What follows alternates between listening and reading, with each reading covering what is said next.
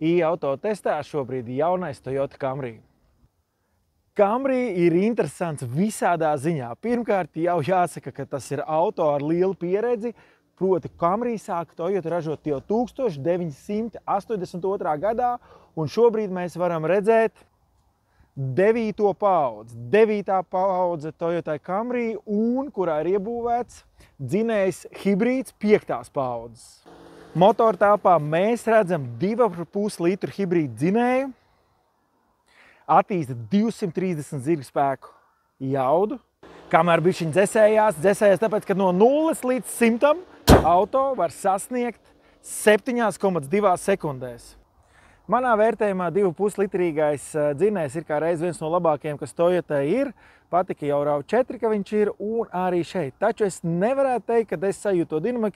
Tāpat tās pašas pārslodzes, protams, ka tur gāzē šim motoram ir. Kā jau es teicu, Camry ir tāds ļoti spēcīgs, leģendārs, varbūt būtu pārāk teikts, bet tomēr tam visam ir zināms pamats, jo tas ir viens no retajiem sedaniem. Ko nozīmē sedans? Sedans nozīmē, ka te ir jau bišķi tāds tā kā vidējais risinājums starp hatchback un tā, bet nē, tas tomēr ir sedans, jo vāks atverās atsevišķi bagāžniekam. Šeit ir kā kupē veidīgi, es pateikšu, tas rada arī vienu no mīnusiem, bet sedans ir segments, kas izmirst. Un es pirmo reizi autobūsu vēsturē piedzīvoju, ka speciāli Baltijai lielās Toyotas Eiropas PR menedžers taisīja prezentāciju, jo mēs esam viens no retajiem tirgiem, kur Toyota Camry varēs nopirkt. Būtībā Eiropā tās būs Baltijas valstis un Centrāla Eiropa, ar ko mēs saprotam Polija, Čehijā, Slovākijā un varbūt vēl kaut kas apkārt. Bet viss vecā Eiropa, viss šo sedanu vairs nevar nopirkt, tā kā varbūt viņi brauks pie mums un iegādāsies šo mašīnu. Kas tad paliek konkurenti? Konkurenti būtībā tiešais konkurents, kas paliek vēl joprojām tirgū, ir Škoda Superbs, kāds varbūt teiks Volkswagen Passats. Passats ir tikai universālija. Un Škoda Octavia, kas ir mazāk riteņu bāze. Auto vizuālais ir baigi subjektīvā lieta. Es domāju, ka tur nav daudz ko stāstīt, ka šeit ir tie jaunie Toyotas lukturi, formas un dizaina līnijas. Katrs pats skatās vienkāršākā veidā, vai tas patīk, vai tas nepatīk. Jā, protams, šeit ir saskatāms ļoti liels līdzības ar Lexus, bet vizuāli auto ļoti man patīk. Es uzskatu, ka tas ir viens no tādiem veiksmīgākajiem Toyota Camry. Paskatīsimies vienu no interesantākajām lietām. Es tomēr to saukšu par mīnus. Kā viņu atver, te ir riktīgi jābēž iekšā dziļumā pirksti, lai dabūtu bagāžnieku vaļā. Bagāžnieks ir liels. Mums ir viena no dārgākajām komplektācijām. Tā kā šeit ir regulējuma krēsla aizmugurē, par ko es vairāk stāstīšu, tāpēc šeit baigi nevar attaisīt vaļā te kaut kādu mūsu šaujumu lūku. Bet bagāžnieks ir pietiekuši liels. Un dārgākajā versijā, kur ir arī kameras mazgātājs. Tas ir baigi labā lieta, kad brauc slapdaraņķī. Apskatīsimies, kā tad auto ir nostrādāts. Kur šeit ir arī aizkariņš, var uzlikt. Bet pati apdare, jā, mīkstā. Tā ir tāds no šos te bišķi cietais te.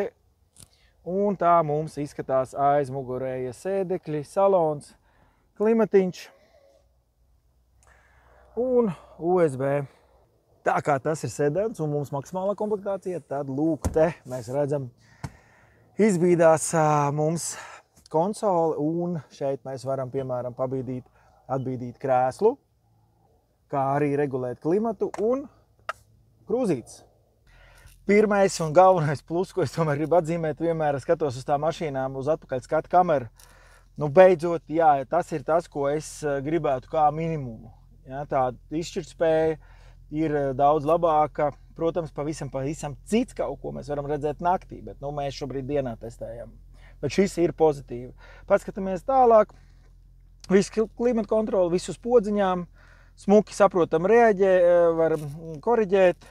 Skatāmies tālāk, ir arī bezvadu lādētājs, es gan vairāk ar vadu lādēju. Mums ir arī EV mods, automāts, protams, ir tikai vienā motorā Toyota pieejama. Blaksēdētāja vieta vienkārši, bet nostrādās, bet arī cena. Cena ir, es uzskatu, jā, mūsdienu situācija, es pateiktu, ka ļoti konkurētspējīga. Vidējo patēriņu normāli braucot 5,2 litri mēs dabūjām. Saka, gan 4,5 būtu aptuveni jābūt. Diezgan plašs multistūra, šeit viss, kas ir ar skaņām, telefoniem, šeit ir kruīza kontrole, te var mainīt radiostacijas, teiksim, tie, kas brauc ar Toyota, to jau zina, un diezgan apdatējams instrumentu panels. Gaismiņas bišķi tāds benšīgs, kaut kā izskatās nepārliecinoši. Tāpēc ir jāsabalansē, ja, ka to cenu es pateikšu, ja tā ir tā bišķi lētāk, šitā, tā ļoti vienkārši spuldzīta. Kopējais rezumē, braukšana ļoti ērti, viens no retajiem sedeniem. Cena sākās no 38 000, 38 500 un pilnākais sanāk pie 46 500 eiro. Tā kā mēs redzam, ka ļoti saprotamā cenu kategorijā ir šis auto, viena komplektācija saistībā ar motoru ir 2,5 litri. Auto ir diezgan pagašs, bet bišķi mazāk pa 5 metriem.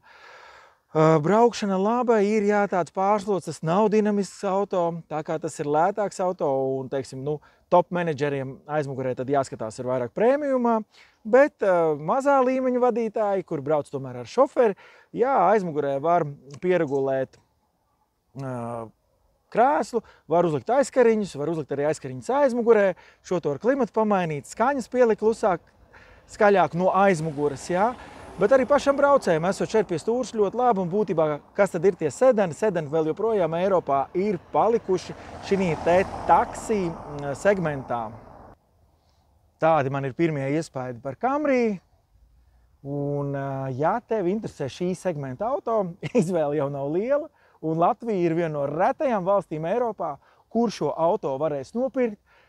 Elegants, ir ar zināmām priekšrocībām aizmugurē, jā, nevar atlikt aizmugurē kājas, teiksim tā, baigi pabīdīt to priekšējo krēslu tā, lai būtu tāda galīgā guļas pozīcija.